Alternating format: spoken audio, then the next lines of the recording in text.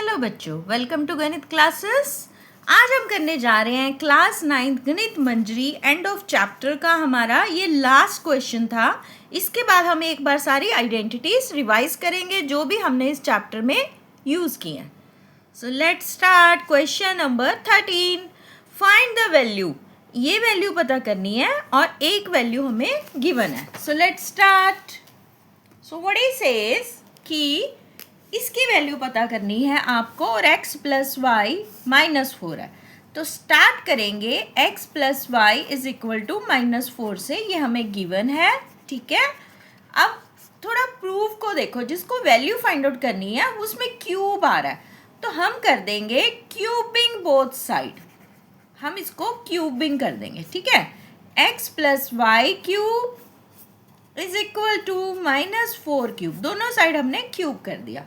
अब ये खोलो इसका cube, a cube plus b cube plus क्या हो जाएगा 3ab into a plus b। यही होता formula, a cube plus b cube plus 3ab into a plus b, और उस साइड में -4 का क्यूब कर लो -64। ठीक है, अब x का क्यूब x क्यूब ही रहेगा, y का क्यूब y क्यूब ही रहेगा। ये हो गया 3xy, और x प्लस वाई की हमारे पास वैल्यू है। क्या वैल्यू है देखो, गिवन है -4 इज इक्वल टू -64। ठीक है, तो x cube plus Y cube, ये हो गया 3 4 12 प्लस माइनस -12xy, और इस 64 को भी इधर ले आओ, ये हो गया आके प्लस इज इक्वल टू क्या बचेगा, कुछ नहीं बचा तो 0। अब देखो जो फाइंड आउट करना था उससे इसको मैच करो, x cube y cube -12xy plus 64, same value आ गई और इसका आंसर क्या है 0। तो इस रिक्वायर्ड वैल्यू की हमारा जो एक्सप्रेशन है इसका आंसर क्या आ गया 0। सो हैंस सॉल्व्ड, हमने आंसर को सॉल्व कर दिया। राइट, चलो अब हम इसका सेकंड पार्ट करते हैं। सेकंड पार्ट में भी कुछ ऐसा ही है। इसकी वैल्यू पता करनी है when x is 2y plus 6। तो हम इसी को ही लेंगे। Here given x is equal to 2y plus 6। ठीक है, थोड़ा सा 2 प्रूफ को देख देख के चलना है। अब यहाँ पे अगर हम 2y को उधर रखते हैं, we will get some different solution. 2y को इधर ले आते हैं, x माइनस 2y क्यों लाए हैं, क्योंकि x क्यूब के साथ 8y क्यूब है। ठीक है, और वही करेंगे क्यूबिंग। हम दोनों साइड क्या कर देंगे, क्यूबिंग। अगर क्यूबिंग करेंगे तो हमें क्यूब का फॉर्मूला लगा रहे हैं। ठीक है, 6 इधर है, इधर 6 का cube. a minus B whole cube का क्या फॉर्मूला होता है, a cube minus B cube -3 into a into B into a minus B is equal to 6 into 6 into 6 क्या हो जाएगा 216। ठीक है, 6 का क्यूब क्या होता है, 3 बार हमने इसको मल्टीप्लाई कर दिया। x क्यूब 2 का क्यूब क्या हो जाएगा 2 2 4 2 8, और इधर 3 2 6xy इंटू इस एक्सप्रेशन की वैल्यू हमारे पास ऑलरेडी है। क्या है, ये रही 6, तो इसको लगा दो 6 इज इक्वल टू 216। ठीक है, तो x cube minus 8y cube 6 6 जा 36xy, और 216 इधर आके हो जाएगा माइनस, इधर कुछ नहीं बचा, राइट हैंड साइड में 0। Now match the expression. हमें जो एक्सप्रेशन चाहिए था वो बन गया और इसकी वैल्यू क्या है 0। तो हमारा this answer is done. Right, so in this way we have finished chapter 4। आप इसके प्रीवियस वीडियो चेक कर सकते हो for any query। अगर आपको कोई स्पेसिफिक डाउट है आप उसको कमेंट सेक्शन में लिख सकते हो। ठीक है, then we will do it। so as promised एक बार हम सारी आइडेंटिटी इस वीडियो में लिख लेते हैं। सबसे पहले x plus Y whole square. देखो बेटा, इसका चार्ट बना के ना आप अपने स्टडी टेबल के पीछे लगा सकते हो, स्टडी टेबल के सामने जहाँ आपकी चेयर है उसके सामने, ताकि आपको एक बार सारी आइडेंटिटीज रिवाइज हो जाए। x plus Y whole square की आइडेंटिटी है X square plus Y square plus 2xy। Square में कभी भी माइनस नहीं आता स्क्वायर की आइडेंटिटी में, ठीक है।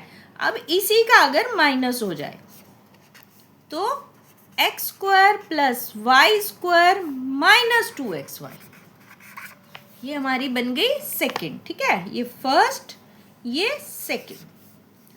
थर्ड अगर कह रहा है कि तीन जगह प्लस, तीन टर्म आ जाए, x plus Y plus Z का स्क्वायर, तो फिर वही X square plus Y square plus Z square plus 2xy plus 2yz plus 2xz, ठीक है।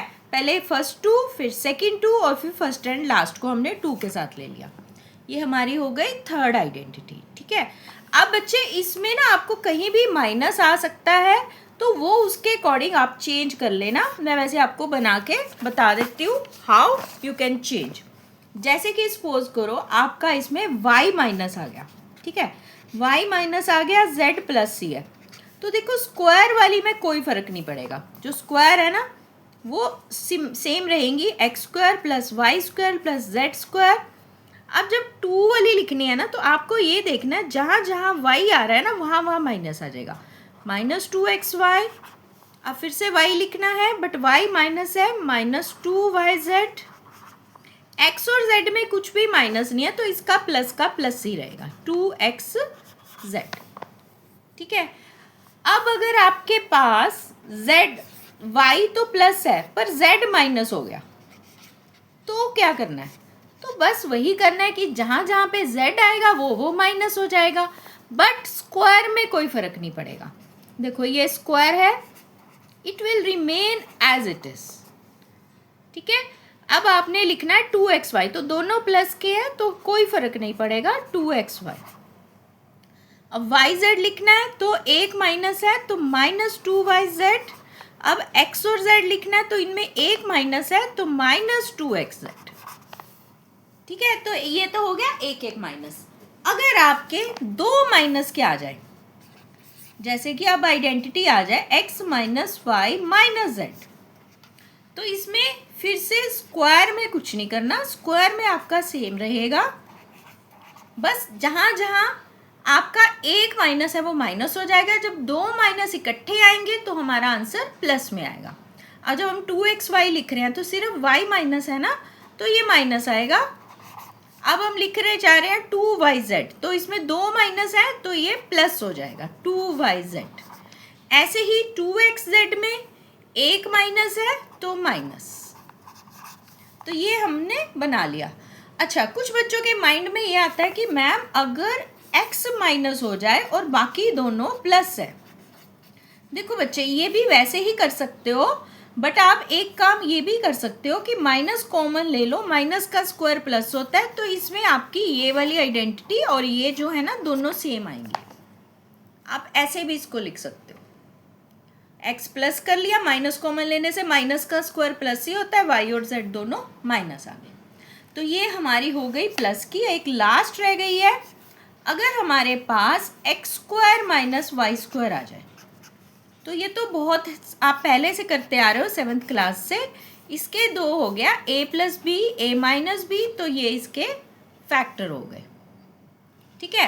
एक आपकी आती है कि अगर हमने इनको मल्टीप्लाई करना है, अगर मेरा b जो है वो सेम नहीं है, एक में a है एक में b है, ठीक है, तो आपने क्या करना है, X square plus a plus B X plus a into B, ठीक है। इसके भी 4 पार्ट बन सकते हैं कि अगर a माइनस हो तो क्या करना है, b माइनस हो तो मैं इसका एक ही पार्ट बताती हूँ, उसमें आप किसी को भी चेंज कर सकते हो। जैसे सपोज करो आपका a माइनस है और b प्लस है, तो बस आपने ये देखना है जहाँ जहाँ मेरा a आ रहा है ना, मैं वहाँ वहाँ माइनस कर दूँ। देखो एक्स स्क्वायर को कोई फर्क नहीं पड़ेगा, मेरा a कहाँ आ रहा है, यहाँ आ रहा है, तो मैंने a को कर देना है -a प्लस b, और यहाँ पे a आ रहा है तो इसको मैंने कर देना है -a इंटू बी। तो मेरा जो प्रोडक्ट माइनस हो जाएगा और ये मेरा सॉल्व करके जो भी आएगा। तो इस तरह हमने ये स्क्वायर वाली 10 आइडेंटिटी कर ली। ठीक है, आप इनको अपने पास नोट करके अपने टेबल के सामने रखो ताकि आप इनको जब बार बार देखोगे तो आपको ये याद हो जाएंगी। अब हम करने वाले हैं क्यूब की identity. So let's do it. अब क्यूब वाली आइडेंटिटीज क्या क्या है? ठीक है, अगर आपके पास है x plus Y whole cube, तो इसका देखो x cube plus Y cube plus 3xy और दूसरी ब्रैकेट में x प्लस वाई। कुछ बच्चे ऐसे लिखते हैं, कुछ क्या करते हैं इस ब्रैकेट को खोल देते हैं, तो वो ऐसे लिखते हैं, ऐसे वो याद करते हैं कि ब्रैकेट खोली तो ये बन जाएगा 3x² एंड इसके साथ जब मल्टीप्लाई किया 3xy²। तो आपको जैसे याद होती है आप कर लो, इसमें से इसमें कन्वर्ट करने में कोई दिक्कत नहीं है। ठीक है, तो ये आपकी हो गई प्लस की। अगर आपके पास माइनस है तो वो क्या हो जाएगी? x cube minus Y cube minus 3xy into x minus Y. तो इसमें भी आप वैसे ही चेंज कर सकते हैं। अगर आपको ब्रैकेट खोलनी है पहले माइनस आ जाएगा और लास्ट वाला प्लस। तो क्यूब वाली एक ये हो गई, एक ये हो गई। ठीक है, थर्ड है इसकी, आपके पास 2 का नहीं, आपके पास 3 का क्यूब आ गया। आपके पास आ गई x cube plus Y cube plus z cube minus 3xyz। ठीक है, अगर ये आइडेंटिटी है 3 क्यूब है माइनस 3 इंटू तीनों का प्रोडक्ट है, तो इसकी आइडेंटिटी है कि एक बार तीनों को प्लस करो। ये बच्चे आपको याद करनी पड़ेगी, इसमें कोई वो नहीं है कि हम कैसे करें। हाँ, आप प्रोडक्ट करोगे तो ये प्रूव हो जाएगा। इसके बाद यहाँ पे आ जाएगा x² plus y² plus z² plus यहाँ पे आएगा 2 नहीं आएगा, सिर्फ minus xy minus yz minus xz या zx, एक ही बात है। ठीक है, तो ये हो गई 3। और इसी आइडेंटिटी को हम मॉडिफाई करते हैं अगर आपका x plus Y plus Z 0 है। जैसे हमने किया था इक्वेशन, इसकी वैल्यू कुछ डिफरेंट थी। अगर ये 0 है तो ये 0 इंटू समथिंग इज 0, तो आपकी आइडेंटिटी चेंज हो जाएगी। तो this implies x cube plus Y cube plus Z cube minus 3xyz जो है इक्वल टू 0। तो तीनों का क्यूब जो है उसका सम आ जाएगा इज इक्वल टू 3xyz।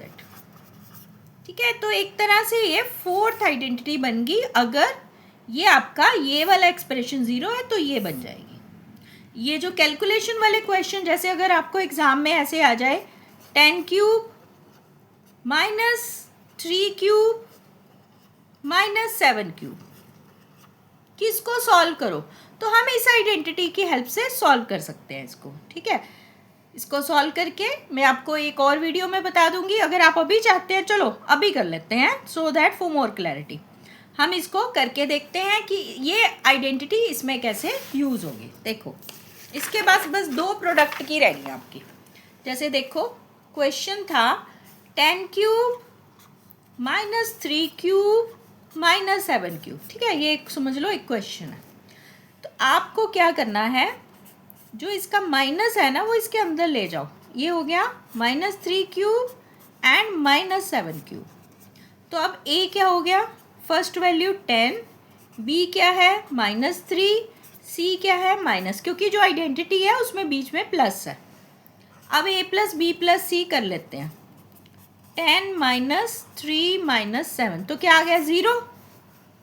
तीनों का सम 0 है, तो क्या हो जाएगी, ये जो पूरी आइडेंटिटी थी इसकी वैल्यू हो जाएगी, क्या हो जाएगी 3abc। 3 इंटू ए क्या है 10, बी क्या है माइनस 3 और सी क्या है माइनस 7। बस इनको आपने मल्टीप्लाई करना है और आपका ये आंसर आ गया। तो कहाँ तो आप तीनों का क्यूब निकाल के सॉल्व करते हैं और ये तुमने आइडेंटिटी से कर दिया। ठीक है, तो इस तरह से ये आइडेंटिटी यूज़ होगी। उसके बाद last but not least we have cubic identity for factorisation.